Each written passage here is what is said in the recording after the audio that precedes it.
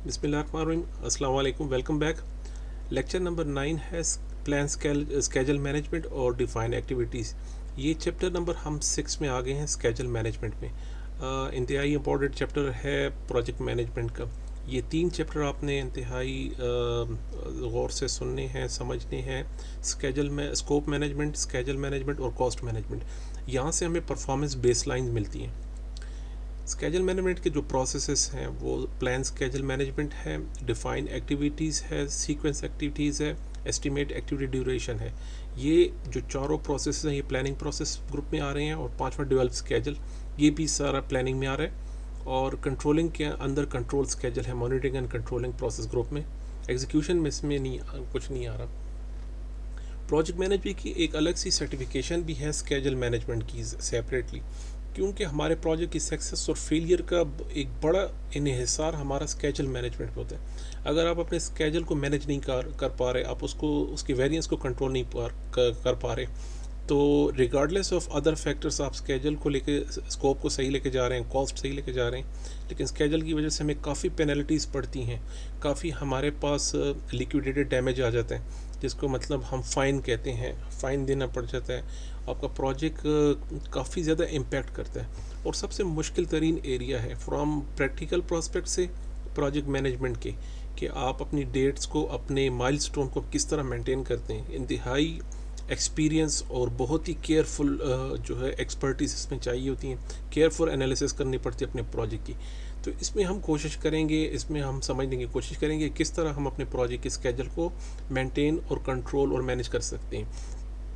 पहला प्रोसेस है plan schedule management. हर knowledge area का पहला प्रोसेस प्लान ही होता है। ये एग्ज़ाम टिप्स के लिए याद रखिएगा, कोई भी नॉलेज एरिया है तो उसका पहला प्रोसेस प्लान का होगा कि आप वो नॉलेज एरिया प्लान कैसे करने जा रहे हैं। तो उसके जो ITTOs हैं, इनपुट टूल टेक्निक्स हैं, वो यहाँ पे मेंशन है। इनपुट्स और टूल टेक्निक और आउटपुट, इसकी जो मेजर चीज़ें हैं वो हम डिस्कस करने जाएंगे। प्लान स्केजल मैनेजमेंट में सबसे पहली चीज़ ये है कि आप ये डॉक्यूमेंट करें कि आप किस तरह अपने स्केजल को मैनेज और कंट्रोल किस तरह करने जा रहे हैं, कौन से टूल इस्तेमाल करेंगे, उसके बेसलाइंस डिफाइन कीजिए। सॉरी, किस बेस पे आप उसको जो है सिक्योर, जो मेजरमेंट कंट्रोल्स आप किस बेस पे रख रहे हैं उसकी, और वेरिएंसेस आएंगी उसको आप कैसे मैनेज करेंगे। जो आपका जो प्रोजेक्ट है वो जो जिस तरह डेविएट करेगा अपने मीन पॉइंट से, यानी आपने किसी एक्टिविटी या माइलस्टोन को कहा है कि ये पाँच हफ्तों में 5 वीक्स में कवर हो जाएगा, अगर 5 वीक्स में नहीं होता, वो 6 वीक के कुछ डेज कितने ऊपर जा सकता है। 6 वीक के एक्सेप्टेबल है, 2 वीक एक्सेप्टेबल है, 2 डेज एक्सेप्टेबल है, या 4 डेज एक्सेप्टेबल है, या इवन 1 वीक वेरिएंस कर जाता है वो भी एक्सेप्टेबल। ये डिफाइन करेंगे कि हम कितना वेरिएंस सफ़र कर सकते हैं, कितना वेरिएंस बर्दाश्त कर सकते हैं, वो इस प्लान का पार्ट है। हमने डिटरमिन करना है कि परफॉर्मेंस की मेजरमेंट क्या, हम अपनी परफॉर्मेंस को कैसे मेजर करेंगे, अपने स्केजल मैनेज की क्या टूल रखेंगे, हमारे पास यार्ड स्टिक कौन सी होगी इसको मेजर करने के लिए, वो यहाँ डिफाइन करेंगे। प्रोजेक्ट की जो लाइफ साइकिल है, डेवलपमेंट अप्रोच है, जो इंटीग्रेशन मैनेजमेंट में हमने डिस्कस किया, वो काफ़ी इन्फ्लुएंस करेगा आपके स्केजल मैनेजमेंट प्लान को। स्केजल को प्लान करने के पहले आप उसके प्रोजेक्ट की लाइफ साइकिल देखिएंगे, कितने फेजेस हैं उसमें, और आप किस अप्रोच के साथ लेके जा रहे हैं। वो प्लान ड्रिवन है, वो आपके पास एडाप्टिव अप्रोच है, आइटरेटिव अप्रोच है, आपके पास प्रिडिक्टिव अप्रोच, किस अप्रोच से आपका प्रोजेक्ट आगे आप लेके जा रहे हैं। उसी तरह हम स्केजल मैनेजमेंट को अकॉर्डिंगली प्लान करेंगे। उसमें वर्क ऑथराइजेशन सिस्टम भी इसी का पार्ट है कि आपने टाइम लाइन के ऊपर कौन कौन की एक्टिविटी किस टाइम स्टार्ट करनी है, किस टाइम उसको ऑथोराइज करना है। वर्क ऑथराइजेशन मतलब है कि आप किस काम को कैसे ऑथोराइज करेंगे। कोई काम स्टार्ट करने से पहले प्रोसीजर क्या होगा, एडमिनिस्ट्रेटिव प्रोसीजर क्या है, वो भी हम यहाँ पे डिफाइन करेंगे। कौन सा सॉफ्टवेयर आप यूज़ कर रहे हैं प्रोजेक्ट मैनेजमेंट का। सॉफ्टवेयर को मैं इंशाल्लाह नेक्स्ट लेक्चर में आपको अपडेट दूंगा, लेटेस्ट जो प्रोजेक्ट मैनेजमेंट की जो सॉफ्टवेयर चल रहे हैं वो मैं यहाँ पे मेंशन करूँगा एक लेक्चर में। ऑर्गेनाइजेशन प्रोसेस एसेट्स आप कौन से लेंगे, और इंटरप्राइज एनवायरमेंटल फैक्टर कहाँ कहाँ पे आपको ज़रूरत पड़ सकती है। और प्रोजेक्ट चार्टर, उसमें काफ़ी जो इंपॉर्टेंट चीज़ है वो प्रोजेक्ट चार्टर है। प्रोजेक्ट चार्टर में हमारे पास इनिशियल हमारे पास उसका जो ओवरव्यू होता है वो वहाँ से मिल जाता है, जैसे हमने डिस्कस किया था इंटीग्रेशन मैनेजमेंट में। इसके बाद जो आउटपुट आता है हमारे पास स्केड्यूल मैनेजमेंट प्लान, इसके अंदर क्या क्या चीज़ें होंगी, इससे रिलेटेड अक्सर एग्जाम में क्वेश्चन आते हैं कि आपके पास मेथडोलॉजी या स्केड्यूल कहाँ डिफाइन होता है। तो इसके कंटेंट को आप देखिए, इसके अंदर डिपेंड करता है आपके प्रोजेक्ट पर, लेकिन पीएमआई कहती है कम से कम इन क्वेश्चंस के आंसर आपके पास ज़रूर होने चाहिए कि आप कौन सा मेथड, कौन सा स्केड्यूल सॉफ्टवेयर यूज़ करने जा रहे हैं स्केड्यूल मैनेजमेंट प्लान में। एस्टिमेशन के लिए क्या रूल रखे आपने, क्या बेस क्या है, वो ड्यूरेशन रखी है, आप वीक्स में, डेज में, मंथ में, ईयर्स में किस तरह काउंट कर रहे हैं, या एफर्ट कर रहे हैं कि 5 बंदे चाहिए, 15 बंदे चाहिए, 20 सॉफ्टवेयर इंजीनियर्स चाहिए इतने, या सिर्फ एफर्ट कर रहे हैं, या ड्यूरेशन कर रहे हैं, या बोथ कर रहे हैं, कौन सा फैक्टर रखा है आपने, वो भी यहाँ पे मेंशन करेंगे। स्केड्यूल बेसलाइन एक इम्पोर्टेंट डॉक्यूमेंट है हमारे पास, वर्क परफॉर्मेंस बेसलाइन का एक कंपोनेंट है ये। हमारे पास जो परफॉर्मेंस बेसलाइंस हैं वो उसका एक कंपोनेंट स्केड्यूल बेसलाइन। आपके पास थ्रेशोल्ड कितना है, हम कितने कहाँ तक वेरिएंस को बर्दाश्त कर सकते हैं, कितना वेरिएंस एक्सेप्टेबल है, कितना नॉट एक्सेप्टेबल है, थ्रेशोल्ड डिफाइन करेंगे वेरिएंस का। परफॉर्मेंस मेजर्स क्या क्या हैं स्केड्यूल मैनेजमेंट में, कौन कौन से परफॉर्मेंस मेजर्स या माइलस्टोन्स या कौन से आपने ऐसे इंडिकेशन की परफॉर्मेंस इंडिकेटर्स आपने मेंशन किए, वो भी इसी डॉक्यूमेंट में हम मेंशन करेंगे। हम वेरिएंस को कैसे मैनेज करेंगे, उसका रिएक्शन क्या आएगा, उसको हम किस तरह उसका रिएक्ट करेंगे, अगर वेरिएंस के अगर वेरिएंस ज़्यादा हो रहा है तो हम कैसे उसको मैनेज करेंगे, उसका प्रोसीजर इसी डॉक्यूमेंट पे हम डिफाइन करेंगे। कितने वेरिएंस पे हमने वर्क अराउंड करना है, यानी वर्क अराउंड मीन्स एडजस्ट कर लेंगे, यार 2 दिन के डिले है तो 2 दिन को हम किस तरह एडजस्ट करेंगे, उसको कहते हैं वर्क अराउंड, उसको एडजस्ट कर लेना, यानी उसको हम मैनेज कर लें। वर्क अराउंड का प्रोसीजर क्या है वो यहाँ मेंशन होगा।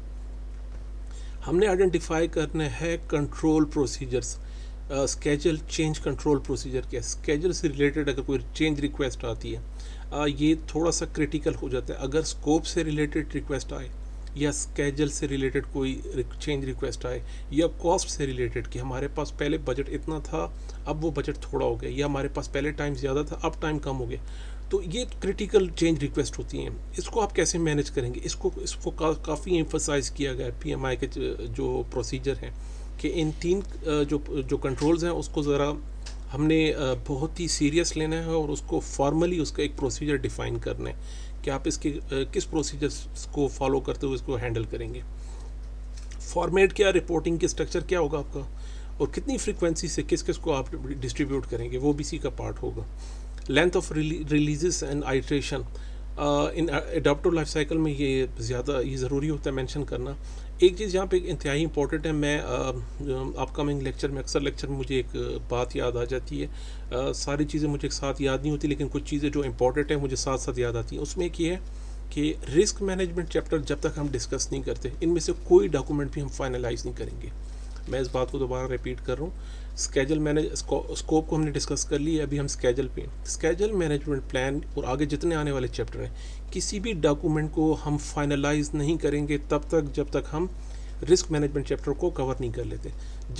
जब हम रिस्क मैनेजमेंट चैप्टर को डिस्कस करेंगे तब आपको इस बात की समझ आएगी कि मैंने ये बात क्यों की। इंपॉर्टेंट पॉइंट है, नोट कर लीजिएगा अपने पास। दूसरी जो हमारे पास जो प्रोसेस है वो है डिफाइन एक्टिविटीज़। इसमें एक चीज़ जो बहुत इंपॉर्टेंट है, देखें एक्टिविटीज़ में अक्सर हमारे स्टूडेंट्स जो पार्टिसिपेंट्स होते हैं या पीएमपी एस्पिरेंट्स होते हैं वो एक्टिविटी को स्कोप में कंसिडर करते हैं, और यूजुअली प्रैक्टिकल प्रोजेक्ट मैनेजमेंट में इसको अक्सर स्कोप मैनेजमेंट के अंदर डिफाइन किया जाता है एक्टिविटीज़। लेकिन पीएमआई में हमारे प्रोजेक्ट मैनेजमेंट कोर्स में इसमें एक्टिविटीज़ है पार्ट ऑफ स्केड्यूल मैनेजमेंट का। अपने पास इसको इस बात को जहन नशीन रख लें। एक्टिविटीज़ हम स्टार्ट लेंगे स्केड्यूल मैनेजमेंट से। हमारे पास अगर आपको याद हो स्कोप मैनेजमेंट में हमने वर्क ब्रेकडाउन स्ट्रक्चर पे वर्क पैकेजेस तक ला के बात को रोक लिया था। अब वर्क पैकेजेस को फर्दर डीकम्पोज कर रहे हैं हम डिफाइन एक्टिविटीज़ में, इस प्रोसेस में। उसके इनपुट्स, टूल टेक्निक्स और उसकी जो इंपॉर्टेंट बातें हैं वो हम डिस्कस करेंगे भी। अगेन वही बात जो मैं कहना चाह रहा था, एक्टिविटीज़ के अंदर जो डीकम्पोजिशन होगा वो वर्क पैकेजेस का होगा। उसको हम यहाँ पर स्केड्यूल मैनेजमेंट में उस लेवल तक लाएंगे जहाँ पे हमारे पास उसको मेजर करना, कंट्रोल करना, उसको जो है मैनेज करना हमारे लिए आसान हो, एस्टिमेट करना आसान हो। एक्टिविटीज़ लेवल पे लेकर आएंगे कि इस वर्क पैकेज में कौन कौन सी एक्टिविटीज़ हैं। स्केड्यूल मैनेजमेंट प्लान में हमारे पास जो जो प्लान है उसी के अंदर हमने डिफाइन किया है स्कोप बेस लाइन, वो जो एक आउटपुट है। ऑर्गेनाइजेशन प्रोसेस एसेट्स हैं जो इसके लिए इनपुट यूज़ होगा, इसी के लिए schedule management plan, scope baseline और organisation process assets are input. इसके लिए इनपुट जो यूज़ होंगे वो ये डॉक्यूमेंट्स हैं।